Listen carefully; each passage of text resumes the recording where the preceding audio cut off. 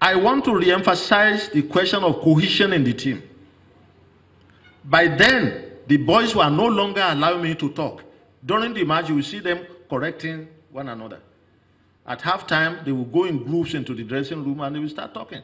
Because with all modesty, I had put almost everything into them. So they could work on their own. It didn't stop there. After that 14-0 match, Jack Warner requested that we play against his professional side, and we beat them 6-1. It went on and on and on and on until 8 years later, after I had left, Trinidad and Tobago qualified for the World Cup for the first time. 8 years. The development has to be systematic. And you have to look into all these areas. The boys were knowledgeable enough to read the game and to react to situations on the field. I hope the handlers of the national team will be able to achieve that with our players. Fortunately, we have experienced players coming from abroad, and we hope for the best. So, with this, that is intellectual fitness. I talked about psychological, intellectual, then of course, medical fitness. What are we doing to ensure that the players are medically fit? There are two sources of problems, of medical problems in football: injuries and illnesses. And for each one of them, or for either of them, there is preventive care. What are we doing to ensure that we prevent injuries and illnesses in the team? Then, of course, if after prevention phase, somebody falls ill, then of course, curative, and then rehabilitative, therapeutic. We have to take care of all these areas to ensure that we have a fit team. Then, of course, you have physiological fitness. Physiological having to do with the parts of the body. When you're talking about stamina in performance, you are talking about the cardiovascular system. When you are talking about strength, you are talking about muscular skeletal system. And that is why I call it physiological, the physiology of the body.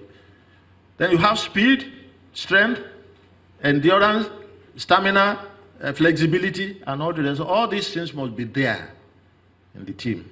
And I sincerely believe that our coach will be able to handle all these areas. Then after that, you have technical fitness. What is technique in football? In football, technique means what the player does with the ball.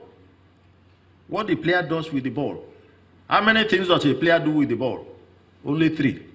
It's either releasing the ball, or receiving the ball, or retaining the ball. And that is how I come about my jargon, the 3 R's. Release, release the ball, receive the ball, retain the ball. They must be trained adequately. You don't claim perfection over any technique until you can do it without having to think about it. In Nigerian football, we've seen this situation. I'm on the ball.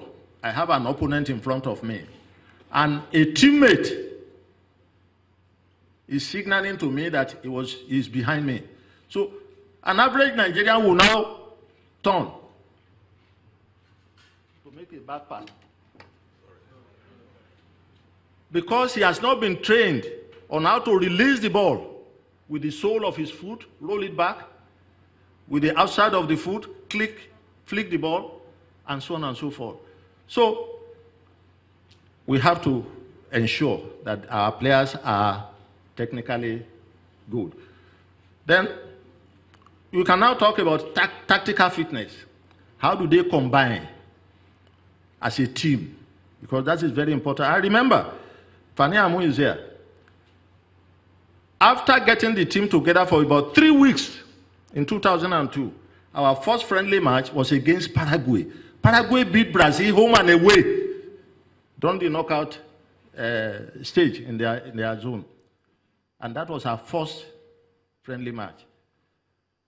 I had some problem getting the players together because the players who were dismissed in Mali said they would not be coming and all the rest of it. But eventually I had some of them come. And when Okocha came, I called him. I said, well, you are a wonderful magician with the ball. But football is a team game.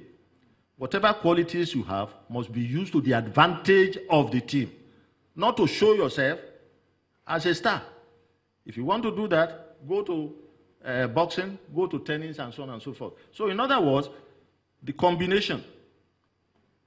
As I said, the ambition of any good coach is to ensure that the 11 players, or to make effort to see that the 11 players think like one man and perform like one man. So coach must get this into the players. Where one player A is lacking in speed, player B must be able to compensate. Player B is lacking in strength, player C must be able to compensate. So cohesion in the team is very important. And once we are able to get all these things together, I believe that Nigeria can win the World Cup. All we have to do is to make sure that we coordinate our efforts with adequate backing from the administrators. Adequate backing from the administrators. We will be there. So I am saying it sincerely that Nigeria can win the World Cup, even this next one. And once again, I want to thank Sun newspaper for organizing this, because this will sensitize people to understand that this is our country. And of all the countries in Africa alone, I have paraded football, I have worked in football in more than 40 countries in Africa alone. And I know what the standards are. God has been very kind to Nigeria. The endowment is there. But what we do with the endowment is the problem. It's not only in football, not only in sport. The endowment is always there. But we have to galvanize this endowment into a force that will make the country proud. So the NFF and Nigeria, I wish us the best of luck. And if we put our acts together, I assure you we can win the World Cup. Thank you very much.